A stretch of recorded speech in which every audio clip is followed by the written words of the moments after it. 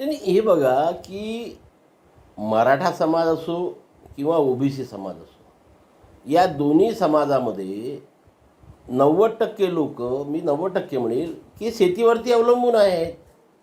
आणि त्याच्यामुळे हा शेतीचा पोसंदा यावर्षी जी अतिवृष्टी या महाराष्ट्रामध्ये झालेली आहे, त्या अतिवृष्टीमुळे एवढा संकटात आलेला आहे की पुढचे 2-3 वर्ष तो त्या आर्थिक संकटातून सावरणार की नाही सावरणार याविषयी आमच्या मनामध्ये शंका आहे. तर त्या पूर्ण शेतकरी वर्गाचे आणि शेतमजुरांचे काय हाल होतील याविषयी म्हणजे एवढं मोठा प्रश्नचिन्ह निर्माण झालेलं आहे.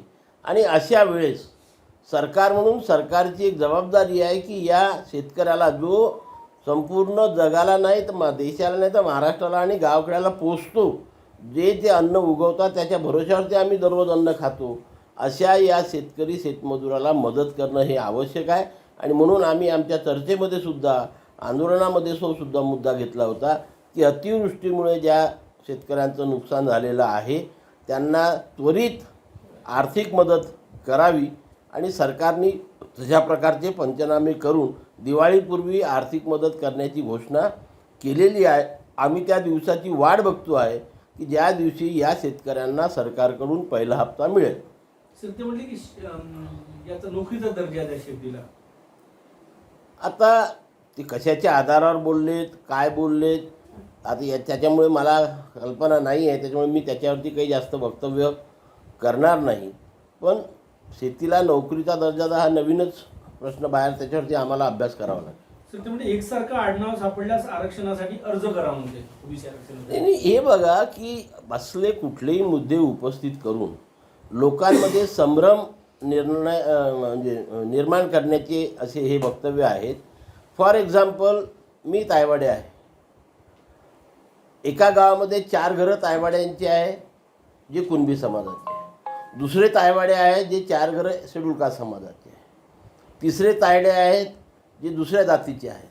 मग एकसारखे आडनाव म्हणजे कसे, ते परंपरागत पद्धतीने जोपर्यंत त्याची चौकशी होणार नाही की हे जे 4 कुटुंब आहे हे एकाच कुटुंबापैकी आहे की वेगवेगळ्या कुटुंबापैकी आहे.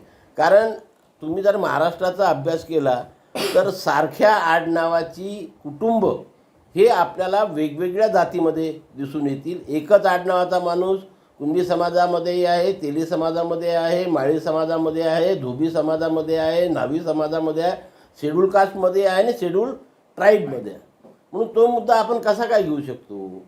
उद्या अशा प्रकारे झालं तर एखादा माणूस जो ओपनमध्ये आहे तो सुद्धा म्हणेल की आम्ही कुणबी जावं. कारण या सारख्या आडनावाचे लोक ओपनमध्ये पण आहेत ना, नाही आहेत असं नाही आहेत. म्हणून त्या मुद्द्याविषयी मी सहमत नाही. आज उद्या ओबीसी नेत्यांची बैठक बोलावलेली आहे, काय अपेक्षा आहे तुम्हाला?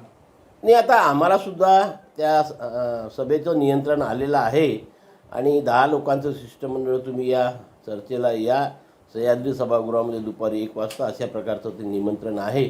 बाकी विषयपत्रिका अजून आलेली नाही आहे, त्याच्यामुळे कुठल्या कुठल्या मुद्द्यावरती ही चर्चा होणार हे अजून स्पष्ट झालेलं नसल्यामुळे मी त्याच्यावरती फारसं वक्तव्य करू शकत नाही. तुम्ही सुरुवातीपासून ही भूमिका घेतली होती का GR मध्ये नुकसान होणार नाही, मात्र हे अनेक नेते जे आहेत ते या विरोधात एवढेच नाही तर छगन भुजबळ स्वतः वडेट्टीवार नागपुरात मोर्चा काढतायत, ठिकठिकाणी मोर्चा, यांचं समाधान होईल त्या बैठकीत?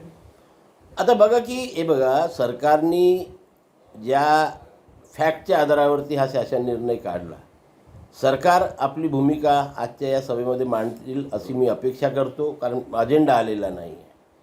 आणि मग या सर्व नेत्यांच्या मनामध्ये जी शंका आहे त्या शंकेचं निराकरण करण्याचा नक्कीच प्रयत्न केला जाईल. होतो की नाही मला माहीत नाही. आणि त्यानंतर जर त्यांचं समाधान झालं तर काहीतरी निष्कर्ष बाहेर येईल.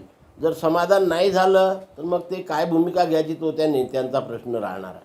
पण आमचं समाधान आधी झालेलं होतं, परंतु 9 तारखेला शासनाने जी काही स्थानीय चौकशी त्या ठिकाणी नेमलेली आहे त्यांनी कशा प्रकारचे आणि कोणकोणते कागदपत्र मागवावे हे त्या ठिकाणी दिलेलं आहे. ते मागवताना त्याचं हे करताना त्याविषयी आमच्या मनामध्ये काही शंका निर्माण झाल्या.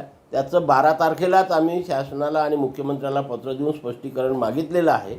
त्या स्पष्टीकरणांची पुनरावृत्ती आजसुद्धा आम्ही करणार आहोत की याविषयी आमच्या मनात ज्या शंका आहेत त्या आपण दूर कराव्या आणि त्या जर दूर झाल्या तर नक्कीच आम्ही आधी पण समाधानी होतो, आज पण समाधानी आहे आणि उद्या पण समाधानी राहणार आहे. सर जरांगे पाटील यांनी मागणी केली की दिवाळीपूर्वी हैदराबाद आणि सातारा गॅझेट लागू करा असं ते म्हटले.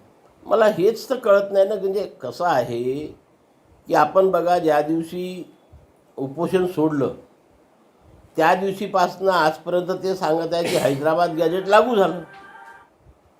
पूर्ण महाराष्ट्राने ते ऐकलं आहे, देशाने ते ऐकलेलं आहे. आणि आता पुन्हा म्हणायचं की दिवाळीपूर्वी हैदराबाद गॅजेट लागू करणं ही किती मोठी अतिशयोक्ती आहे काय. आणि त्याच्यामुळे त्यांना ॲक्च्युअल काय म्हणायचं आहे हेच आपल्याला कळत नाही, की एकदा एका बाजूला म्हणायचं की लागू झालं, नंतर म्हणायचं की लागू करा. या दोन्ही गोष्टीमध्ये मला विरोधाभास दिसून येतो.